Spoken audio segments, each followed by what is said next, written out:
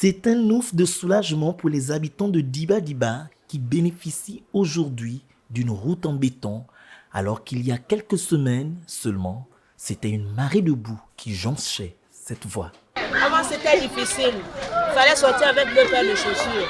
C'est un grand soulagement que nous avons eu par rapport à ces travaux. Ce qui est là, seulement c'est la route qui nous dérangeait avant, mais ils ont arrangé, la route est arrangée. Maintenant, nous sommes à l'aise. Ici, des forages ont même été installés pour mettre un terme au manque d'eau. Seulement, beaucoup se plaignent de la qualité de ces eaux. C'est le cas des élèves du lycée Diba Diba.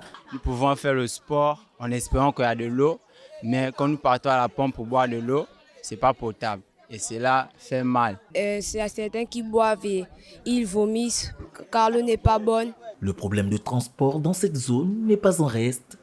Une situation qui ne laisse pas insensible le proviseur du lycée Diba Diba. Jusqu'à il y a à peu près 1 mois, ils étaient transportés par le Transurb. Voilà. Donc depuis 1 mois à peu près, on observe une rupture de ce transport scolaire-là, donc qui fait souffrir les apprenants. Entre autres, il y a aussi le prix du transport urbain. Voilà.